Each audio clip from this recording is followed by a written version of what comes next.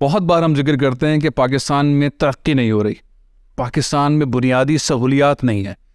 सिंध पाकिस्तान का वो सूबा है जो पूरे पाकिस्तान को चला रहा है, सबसे ज़्यादा टैक्स देता है, 70% टैक्स देता है। सिंध के अंदर बुनियादी सहूलियात नहीं, कराची हो, हैदराबाद हो, लाड़काना हो, सक्कर हो, खैरपुर हो, कौर। मैंने यहाँ पर जो सिंध की ब्यूरोक्रेसी की जो दाई कह लें, गुलाम सरवर खेड़ो साहब, उनसे गुफ्तगू की है, हैरान हो जाएंगे आप। वो कहते हैं सिंध की तरक्की ना करने की जिम्मेदारी करप्ट ब्यूरोक्रेसी के ऊपर है। उन्हें कोई उम्मीद नहीं है कि सिंध के हालात ठीक होंगे। सिंध के अंदर अरबों रुपए ब्यूरोक्रेट्स लूट रहे हैं, तनख्वाह है 90-90 हज़ार रुपए, 1-1 लाख रुपए, और अय्याशी है करोड़ों अरबों रुपए की। हौलनाक इंटरव्यू है, उनके बहुत सारे तजर्बात और उनके करप्शन से मुतालिक इस वक्त की सूरत हाल के ऊपर बहुत ठीक ठाक किस्म की, रिक्कत आमेज किस्म की, हैरत अंगेज किस्म की, तकलीफ दे किस्म की गुफ्तगू आइए आपके सामने। 900 अरब रुपए पिछले 15 सालों के अंदर लाड़काना में लगे, 1300 अरब रुपए सक्खर में लगे। सक्खर के लोगों को पीने का साफ पानी अवेलेबल है नहीं। पैसा कहाँ जाता है? ये सियासतदान डायरेक्ट तो नहीं ले सकता, ब्यूरोक्रेसी के जरिए ये चीज़ होती है। सियासतदानों के घर बड़े शानदार बन गए, ब्यूरोक्रेट्स के भी घर बड़े मजेदार बन जाते हैं, सही। शादियां भी बहुत सारी सही बात है। ब्यूरोक्रेट्स के बच्चे बाहर पढ़ते हैं। एक 19-20 ग्रेड के अफसर की सैलरी सर क्या होती है? 1 लाख, 1.25 लाख। उसका लाइफ स्टाइल, इतना पैसा कहाँ से आता है इनके पास? प्रोजेक्ट से ही आता होगा वो। एक रिश्वत का बाजार है आम। सिंध का मुस्तकबिल क्या देख रहे हैं? ऐसी ब्यूरोक्रेसी जो कि करप्ट तरीन है, ऐसा सिस्टम जो करप्ट तरीन है। अभी मौजूदा दौर में जितने भी इल्स मेरी नज़र में वो सब मौजूदा ब्यूरोक्रेसी की वजह से। अच्छा, चंद जो काम करने वाले बंदे हैं उनको खुदे लाइन किया हुआ है। मतलब सिंध की तबाही की जिम्मेदार ब्यूरोक्रेट्स हैं, मेन ब्यूरोक्रेट आगे ऊपर वाले सियासतदानों का। इसमें करप्शन के हवाले से कौन सा इदारा होना चाहिए कि इन ब्यूरोक्रेट्स को पकड़े? लीक वन की थ्योरी पे अमल किया जाए, उसके अलावा कोई चीज़। वो तो डस करता था, बस खत्म बात, गोली मार दें। कराची का पानी कराची में जो टैंकर्स के जरिए बिकता है, इसका क्या सिलसिला है? लेकिन इस तरह की शिकायतें आती रहती थी। आपके घर में टैंकर आता है? टैंकर आता है। कितने का पानी खरीदते हैं? 30,000 का। इतना पानी कराची में है कि आपके घर नहीं आता, आपको खरीदना पड़ता है। इस तरह की माफियाज की हैंडलिंग के लिए कोई रास्ता नहीं है। हुकूमत चाहे तो क्या चीज़ नहीं कर सकती है। बिलावल हाउस के अंदर टैंकर से पानी आता है, ज़ाहिर बिलावल हाउस बिल तो नहीं देता होगा। मैं नहीं कर सकता। कराची में पानी की खरीदो फरोख्त का जिम्मेदार कौन?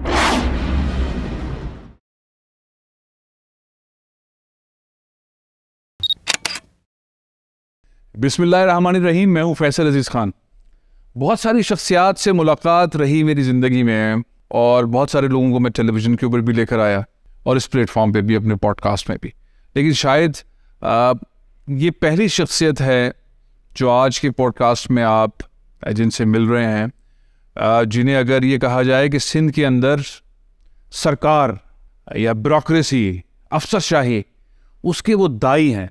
सिंध के चप्पे चप्पे पे क्या काम हुआ है और क्या काम रह गया है और क्या काम होना चाहिए, सिंध के लोग किन मसाइल का शिकार हैं, सिंध के लोगों का, खुसूसन अंदरूनी सिंध के लोगों को किन चीज़ों से आगाही की ज़रूरत है, किस तरह से उन चीज़ों को ठीक करने की ज़रूरत है, मेरा ख्याल है कि उनसे बेहतर कोई जानता नहीं है। और इसके अलावा ये कि ब्यूरोक्रेसी क्या वाकई ना सर्व कर रही है? वो इतने ट्रेंड हैं। किसी भी मुल्क की तरक्की के लिए जो सरकारी ब्यूरोक्रेसी है उसका बहुत बड़ा रोल है। तो क्या सिंध की जो ब्यूरोक्रेसी है वो इतनी कैपेबल है, इतनी एडवांस है, टेक्नोलॉजी के इस दौर के अंदर वो उस पैरामीटर्स को हिट कर रही है कि वो लोगों तक पहुंचकर उनके मसाइल को हल करने की तरफ है, उनकी डायरेक्शन ठीक है? और तीसरा और सबसे अहम पॉइंट, ब्यूरोक्रेसी वाकई स्टेट ब्यूरोक्रेसी है या पॉलिटिकल ब्यूरोक्रेसी है?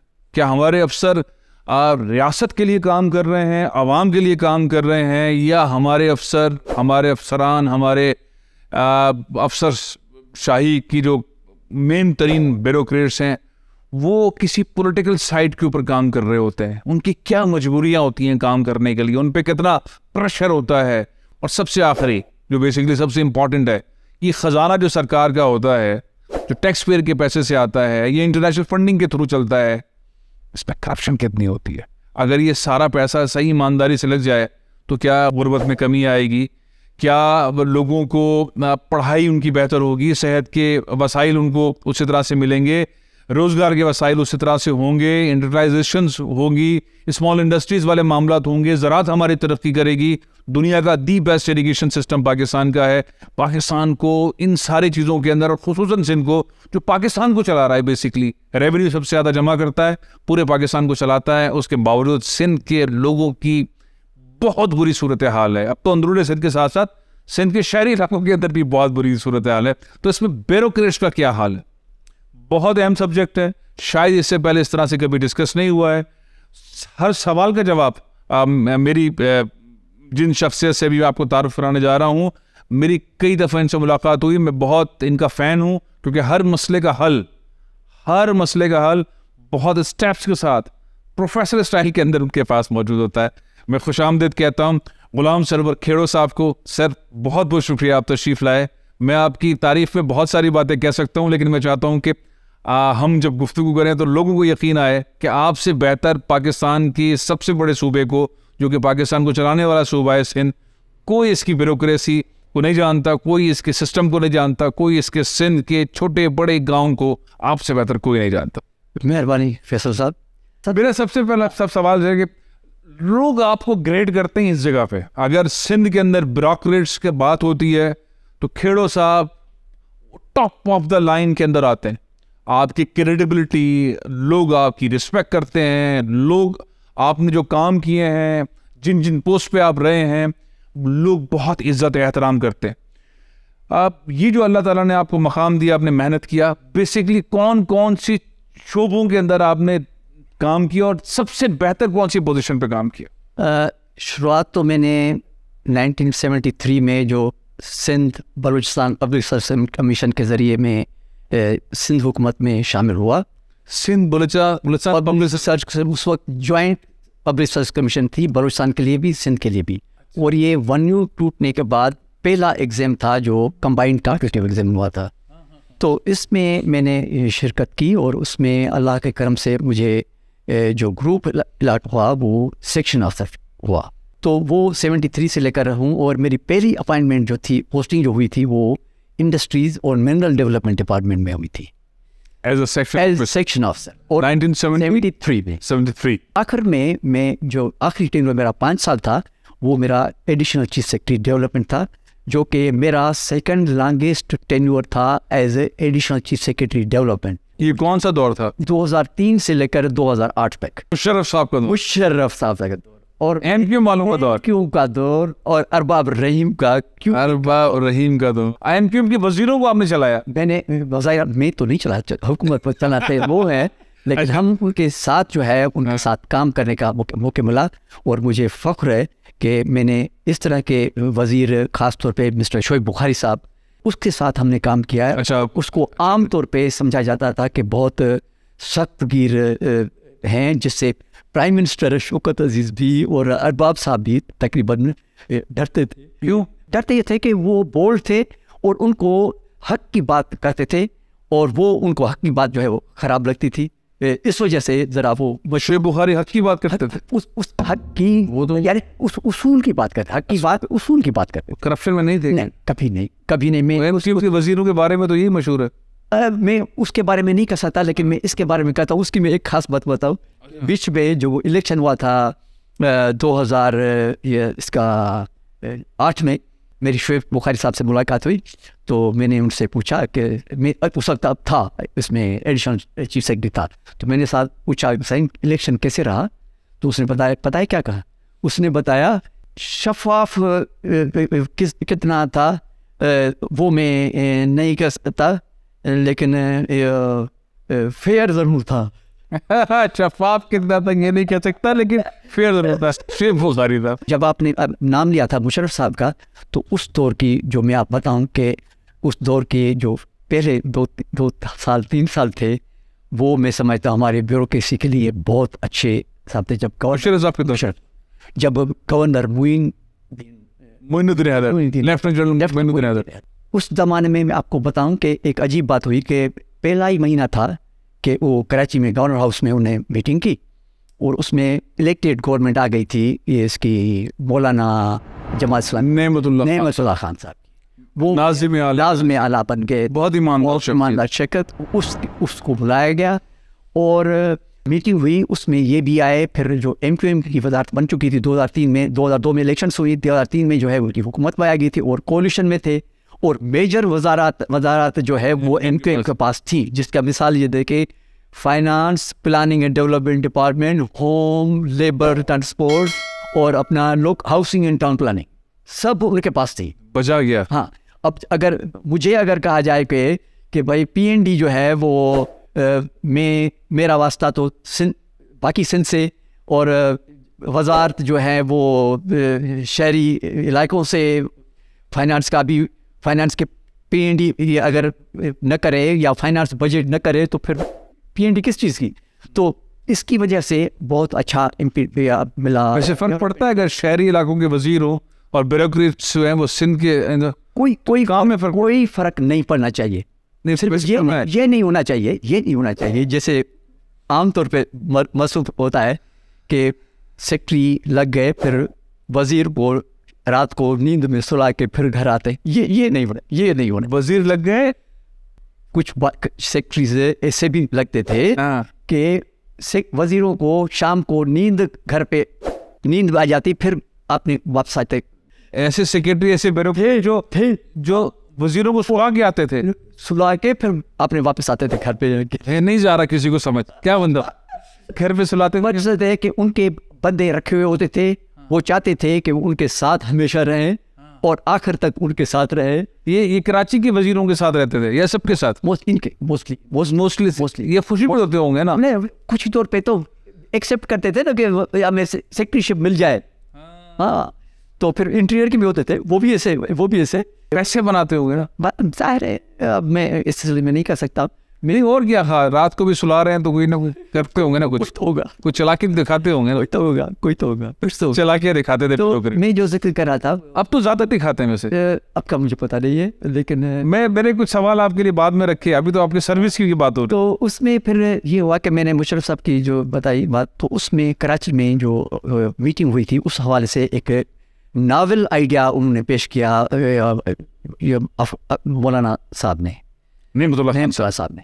उसने ये कहा कि भाई कराची जो है वो पूरे पाकिस्तान की दिल है, उसमें पूरे पाकिस्तान के लोग बसते हैं, हर साल आते हैं, और काफ़ी सालों से ये भी कहा जा रहा है कि कराची में हर साल सखर जितना शहर, मानो 6-7 लाख के करीब लोग कराची में आ जाते हैं, लेकिन खर्चा जो है वो सब जो है वो सिंध गवर्नमेंट को भरना पड़ता है। तो जो अदारे हैं बड़े, जैसे PI है, पोर्ट है, कराची पोर्ट है, स्टेट बैंक है, स्टेट लाइफ है, स्टील मिल है, तो ये अदारे करस्पॉन्डिंग तौर पे कुछ कराची के जो डेवलपमेंट के ज़रूरत हैं उनको मीट करें। तो उन्होंने नेमतुल्लाह साहब का आइडिया था। अच्छा, उन्होंने पहली मरतबा उस मीटिंग में फोल्ड किया, तो आइडिया फोल्ड किया। तो उसका जो ओवरऑल प्लान था वो 28 अरब रुपए का था, और 28 अरब में से उसने सजेस्ट किया कि 12 अरब जो है वो सिंध गवर्नमेंट और मरकज़ी हुकूमत इकट्ठे मिलके 6 के करीब वो दे दे, और फिर बाकी जो है ये अदारे कंट्रीब्यूट करें और वो उनसे करें। तो इस तरह से फिर स्कीमें बनी, सूबे से क्लियर होके फेडरल गवर्नमेंट तक गई, एक्निक से क्लियर होके और फिर पास हुई, और इस तरह से फंडिंग रिलीज हुई और पैसे मिलना शुरू हो गए। तो उससे जो कराची में आप जो जितना भी इंफ्रास्ट्रक्चर डेवलपमेंट देख रहे हैं, आप चाहे रोड नेटवर्क हो, चाहे फ्लाईओवर्स हों, चाहे पानी के स्कीमें हों, चाहे हेल्थ सेक्टर की स्कीमें हो, मोस्टली जो है उसी ज़माने में। अच्छा, ये आइडिया बेसिकली नेमतुल्लाह खान साहब का, और मुशर्रफ साहब ने इस पर पैसा लगाया फेडरल ऑर्गेनाइजेशंस के थ्रू। मुस्तफ़ा का माल चलता है, उस वक्त नहीं थे, उस वक्त पहले की बात है ये जब वो हटे, जब, लेकिन उससे पहले ये सारा प्लान हो चुका था, हर चीज़ हो चुकी थी। तो आप उस वक्त में एडिशनल चीफ डेवलपमेंट था, क्योंकि इनके एडिशनल चीफ कोई सारा काम आपके थ्रू अनाउंसमेंट हो तो उसको प्रोजेक्ट में कन्वर्ट करना, उनकी अप्रूवल्स डिफरेंट लेवल तक, फोरम्स तक क्लियर करना, वो मेरी जिम्मेदारी। मुशर्रफ का फैसला था, नेमतुल्लाह खान साहब का आइडिया था, ब्यूरोक्रेट। अच्छा, एक वो मिनिस्टर थे अपना लेबर के, आदिल सिद्दीकी साहब, इंतकाल हो गया। इन्होंने उसी मीटिंग में इन पे एतराज़ किया इसके मौलाना पे, नेमतुल्लाह खान पे। उसने 10 अरब रुपए कराची के 14 राउंड अबाउट्स हैं या उनको बेहतर किया है कि उसमें हराम पाई हुई है।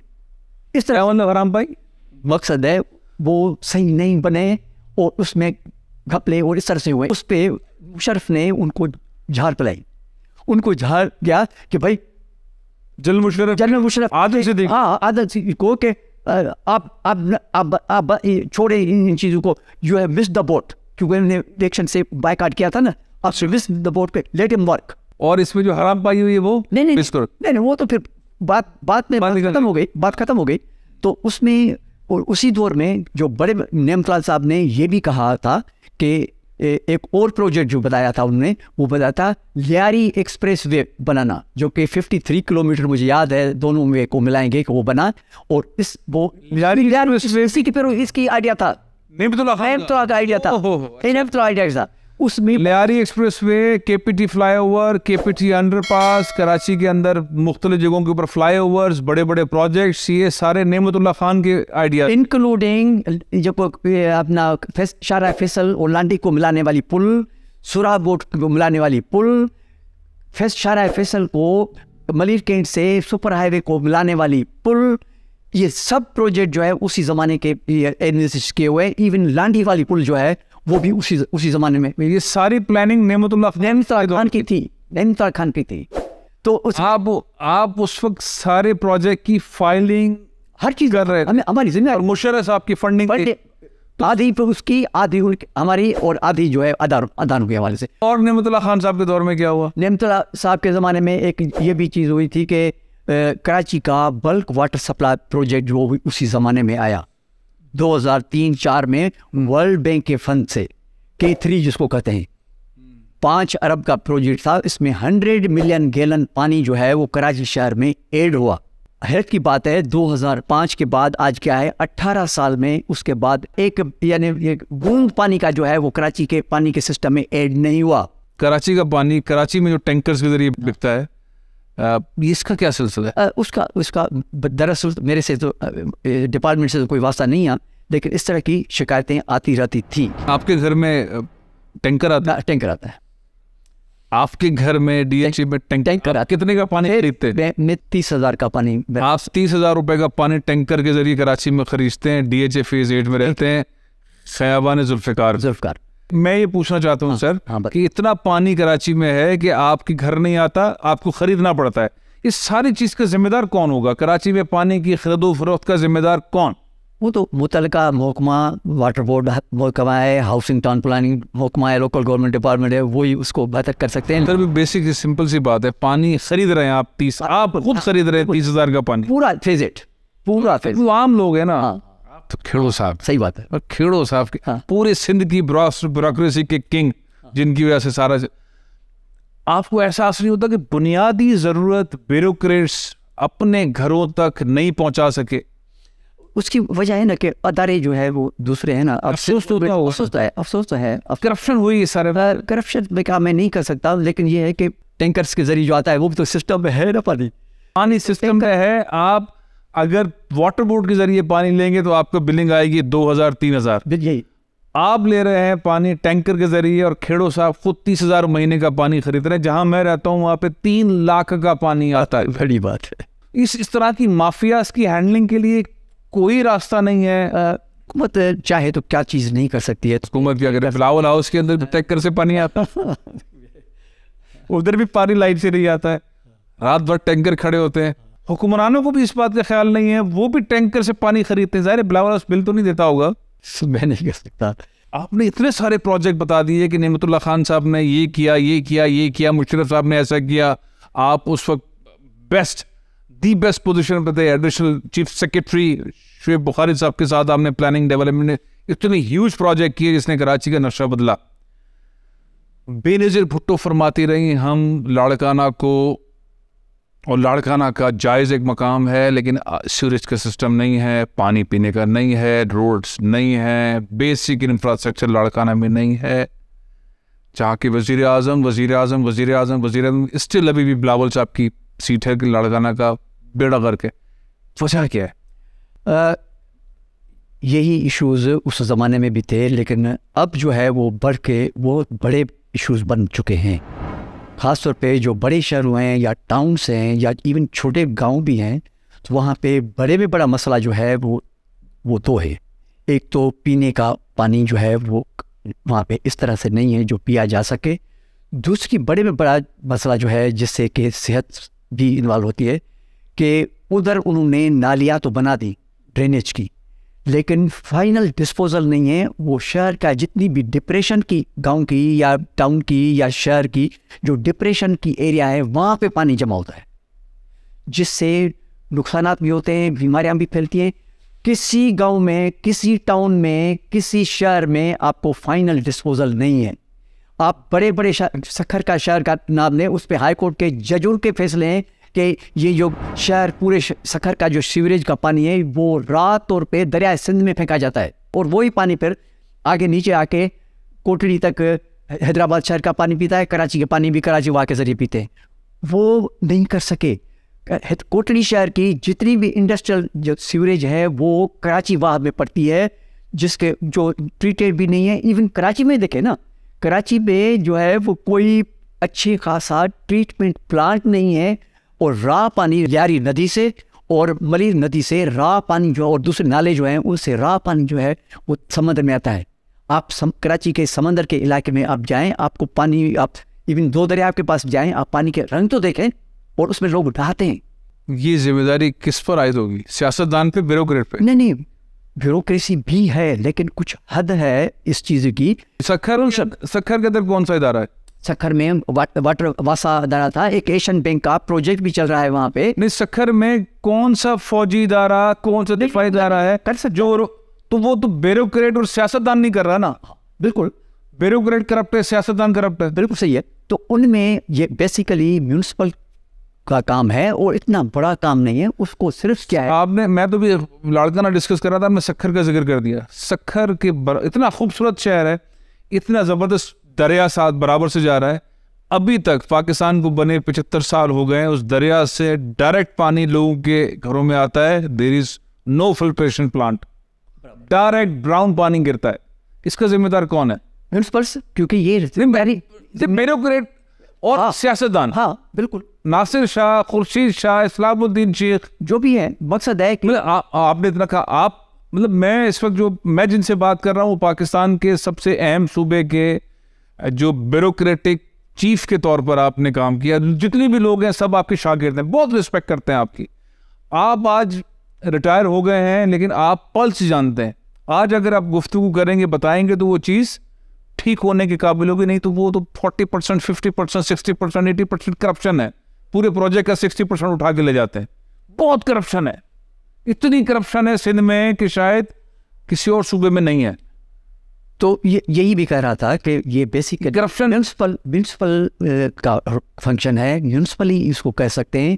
और पीएनडी डिपार्टमेंट उनको ज़्यादा से ज़्यादा फैसिलिटेट कर सकता है कि वो ऐसे प्रोजेक्ट ले आएँ। हम उनको वीएंस देंगे, हम उनको फंडिंग दें।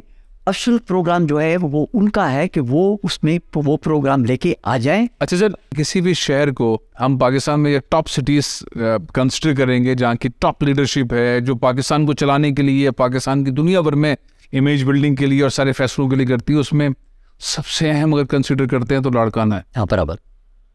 हम लाड़काना में सूर्य सिस्टम नहीं है, सड़कें नहीं है, चीज़ें नहीं है। हम बेसिकली अगर किसी को रिस्पॉन्सिबल बनाएंगे, ठहराएंगे, तो वो कौन? आवाम रिस्पॉन्सिबल है ना। आवाम की सूरत में आवाम की तो ज़रूरत है, वो तो चाहेगी कि ये काम हो। तो बेसिकली फिर यही है ना कि ये सियासतदान और फिर नीचे जो ज़िले की ब्यूरोक्रेसी है या फिर जो मुतलका डिपार्टमेंट है, उनकी जिम्मेवारी है। 900 अरब रुपए पिछले 15 सालों के अंदर लाड़काना में लगे, 900 अरब रुपीज़। अच्छा, असम्बली के अंदर बोला गया है वह 1300 अरब रुपए सखर में लगे।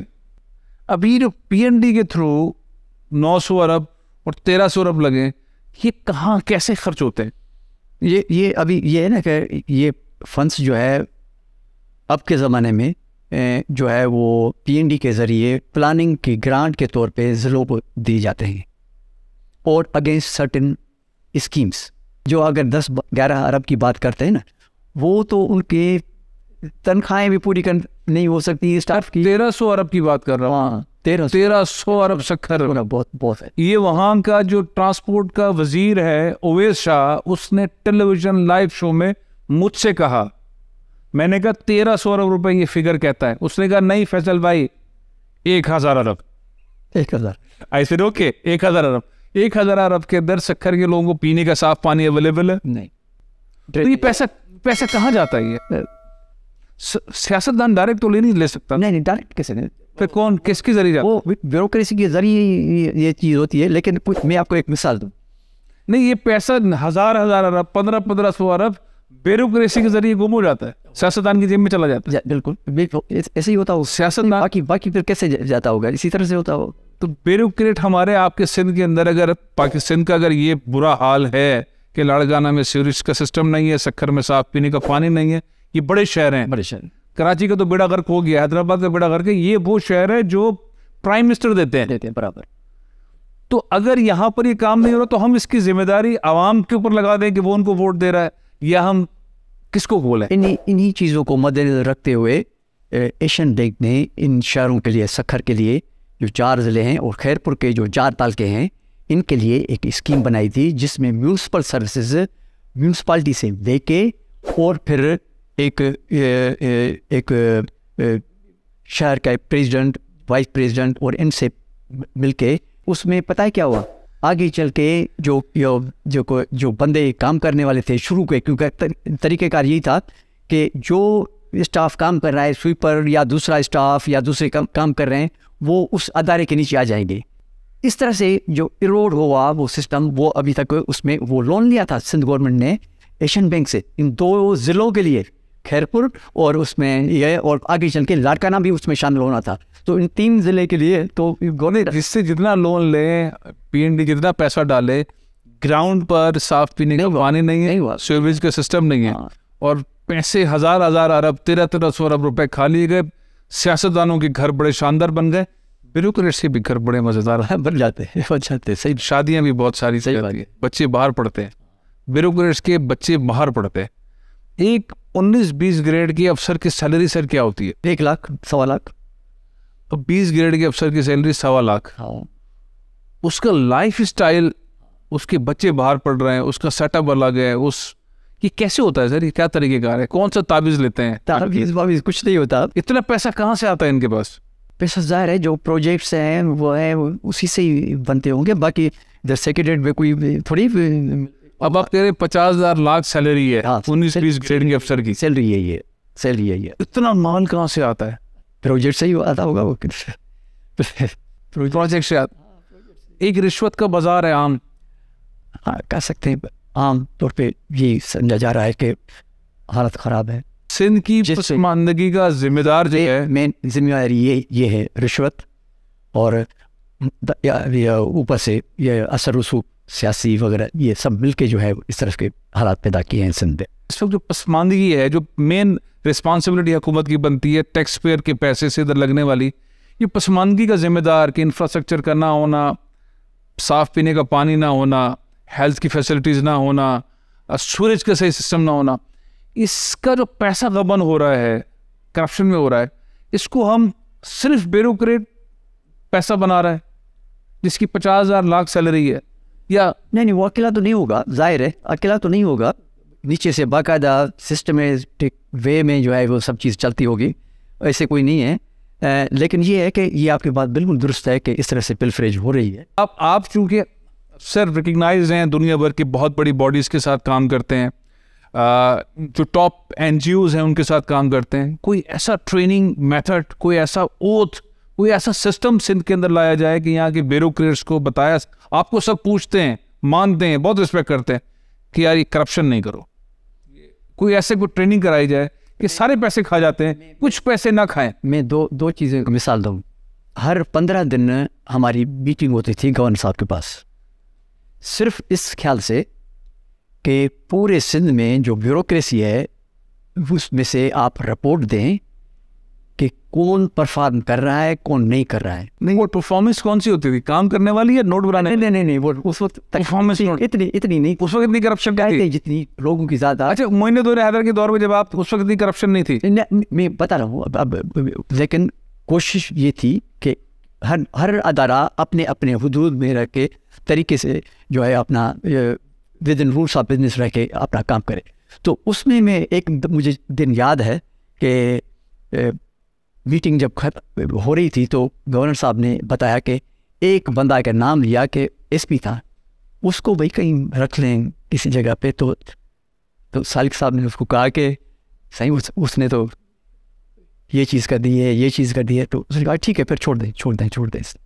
तो जब मीटिंग ख़त्म हुई तो उनके जो सेक्रेटरी टू गवर्नर थे उनने सालिक साहब को कहा कि गवर्नर साहब ने आपको एक बंदे का सिफारिश की, वो भी आपने नहीं मानी।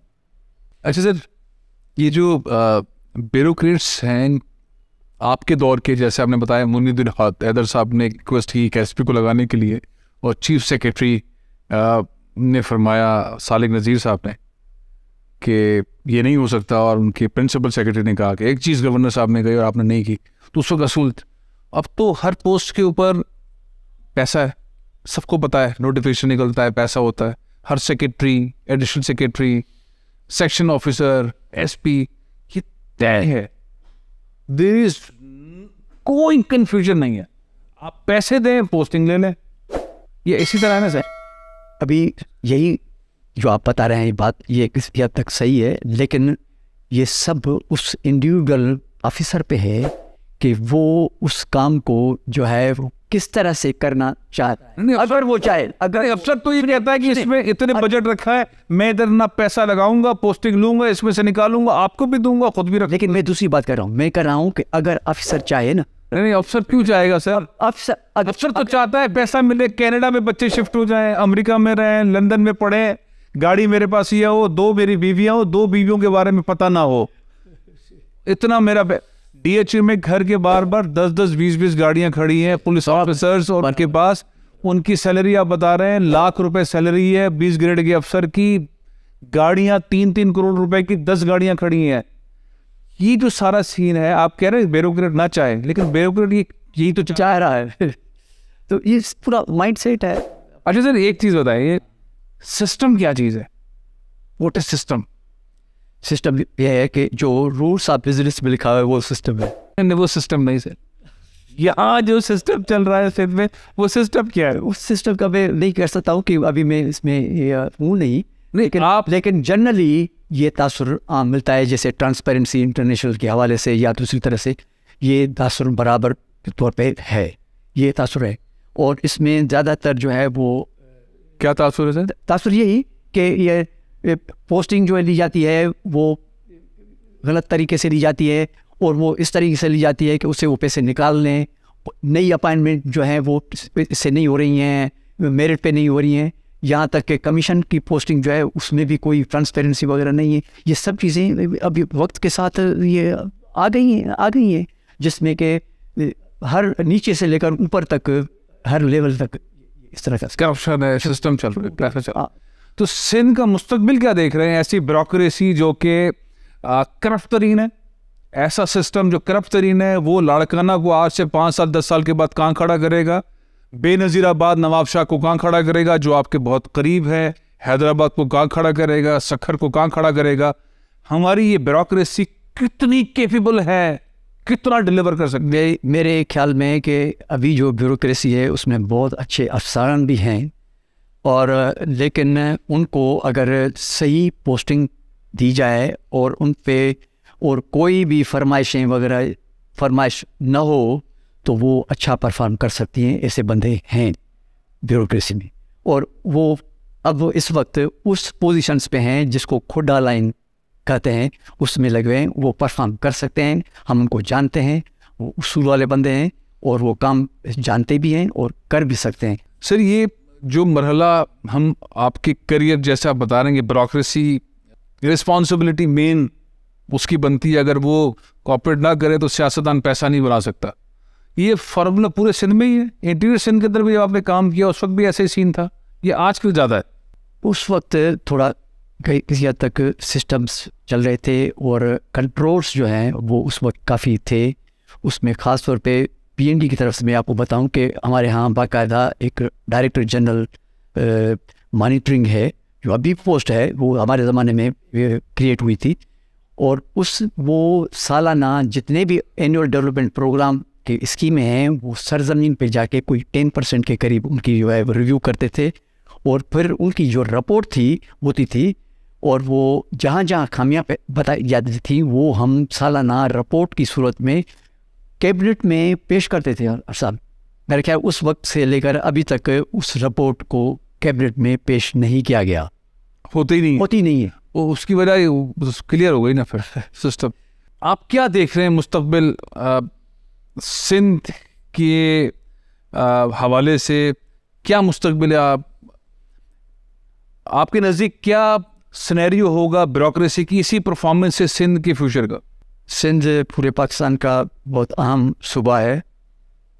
यहाँ से हर चीज़ जो है वो आगे तक फैलती है, चाहे वो पॉपुलेशन की वेलफेयर हो, दूसरे सूबों से आने वाली बात हो, इधर के लोगों की लोकल की हो, दूसरी हो, उनके तालीम सेहत और दूसरी की बात हो, तो वो तभी हो सकती है ब्यूरोक्रेसी जो है अपने असल दायरे में रहते हुए काम करे, जो रूल्स ऑफ बिजनेस में बताई हुई है, और आलाकार जो है वो अपने वज़ीरों और उनका न बने जिससे खुद की भी बदनामी हो और आइंदा नस्ल सिंध की जो है वो भी तबाही पहले, तभी सिर्फ हो सकता है। बाकी मुझे सच्ची बात बताऊं कि मुझे कोई उम्मीद नज़र नहीं आ रही थी कि जो हमारी अभी इंटीरियर में या कराची में जो कच्ची आबादियां हैं या लोग एरियाज़ हैं जिसमें पानी की सहूलत नहीं है, जिसमें ड्रेनेज की सहूलत नहीं है, जिसमें स्कूलों में लोग टीचर्स नहीं आते। मेरे गांव के 6 स्कूल्स हैं, लेकिन लोग जो है पढ़ाई के लिए बच्चे जो है वो गांव से बाहर प्राइवेट स्कूलों में भेजते हैं। जब तक हर डिपार्टमेंट अपना अपना काम सही तौर पे नहीं करेगा तब तक हमें कोई अच्छी खासी उम्मीद नज़र नहीं आती। मुझे एक मिसाल दूँ आपको कि एक सेक्रेटरी था जिसके साथ हम USAID का एक नया प्रोग्राम था एजुकेशन का, वो उनसे डायलॉग के लिए जा रहे थे, तो हम सेक्रेटरी के पास बचे, कुछ फॉरेनर्स भी थे, अमेरिकन्स भी थे। तो सेक्रेटरी के पास हम जब गए तो वो फॉरेनर्स को ये बता रहे थे, कहा कि मैं जैसे सेक्रेटरी एजुकेशन बना तो मैंने कहा अपने PS को कि जितने भी पियोन्स हैं एजुकेशन डिपार्टमेंट के उनको कमेटी रूम में बिठाओ और मैं उनको एड्रेस करूँगा। तो थोड़ी देर के बाद सब सेक्रेटरी पियोन आ गए, कोई बैठे, कोई खड़े हो गए, कोई 40-50 के करीब तो थे, डिपार्टमेंट बहुत बड़ा है। तो मैंने एक एक पियोन से पूछा कि उनके बच्चे किस स्कूल में पढ़ते हैं। किसी ने ये नहीं कहा कि हम ये ब्राउन स्कूल में पढ़ते हैं, किसी ने नहीं कहा हम किसी ने नहीं कहा सरकारी स्कूल में कोई नहीं पढ़ता। सैलरी 90,000 रुपए, लाख रुपए, बच्चे पढ़ते हैं प्राइवेट स्कूल में, बेगमात करती हैं शॉपिंग इधर उधर, बाकी सब कुछ ब्यूरोक्रेसी की वजह से सिंध का बुरा हाल है। सब इल्स जो है अभी मौजूदा दौर में जितने भी इल्स मेरी नज़र में वो सब मौजूदा ब्यूरोक्रेसी की वजह से। अच्छा, सिंध के सारे में जैसे मैंने पहले बताया कि उसमें चंद जो काम करने वाले बंदे हैं जो यानी काम कर सकते हैं, जिनमें कैपेबिलिटी भी है और हर लिहाज से यानी अपराइट हैं, उनको खुदे लाइन किया हुआ है और ऐसे बंदों को रखा गया है मोस्टली ऐसे बंदों को जिनमें परफॉर्म करने की कोई उम्मीद रखी नहीं जा सकती। मतलब सिंध की तबाही की जिम्मेदार ब्यूरोक्रेट्स हैं, मेन ब्यूरोक्रेट, और फिर आगे चल के वो आलाकार बन जाते हैं, आगे ऊपर वाले सियासतदानों का। आपको कोई उम्मीद है कि सिंध के अंदर तरक्की, बुनियादी सहूलियात की चीज़ें होंगी? नहीं, मुझे अभी मैं क्योंकि अच्छे दौर भी देखे हैं, मैं 70 से लेकर ये सर्विस में हूँ, हमने अच्छे दौर भी देखे हैं और अभी ये दौर देख रहे हैं, तो उसमें सच्ची हमें बहुत डिसअपॉइंटमेंट होती है जब उनकी हालात देखते हैं इलाकों की और लोगों की। इसमें करप्शन के हवाले से कौन सा इदारा होना चाहिए कि इन ब्यूरोक्रेट्स को पकड़े? सीधा जैसे ली क्वान की थ्योरी है कि उसी वक्त पकड़ो, उसी वक्त अंदर कर दो, बस उसके ली क्वान की थ्योरी पे अमल किया जाए, उसके अलावा कोई चीज़। वो तो 10 करता था, बस खत्म बात। गोली मार दें, करप्ट ब्यूरोक्रेट्स को आप कह रहे हैं गोली मार दो। हालात ऐसे बन गए हैं, इसके अलावा और कोई चार नहीं है, क्योंकि ये अभी इतनी हद तक चीज़ें जा चुकी हैं कि उस थ्योरी के अलावा और कोई चीज़ नहीं चल सकती हमारे मुआशरे में। इतना मुआशरा डिग्रेड हो गया है, इतनी मुआशरे में हर चीज़ शामिल हो गई है कि मुझे कम से कम कोई उम्मीद नहीं देखने में नहीं आ रही। हम अपने आने वाली नस्लों को क्या पैगाम दें? क्या हम उस थ्योरी पर अमल दरामद करने के अलावा और क्या ऑप्शन है? हम आने वाली नस्लों को सिर्फ ये तो कह सकते हैं कि भाई पढ़ो, मेहनत से पढ़ो, लगन से पढ़ो, आगे चल के आप अपने मेहनत से जो है वो कैरियर चूज़ करो।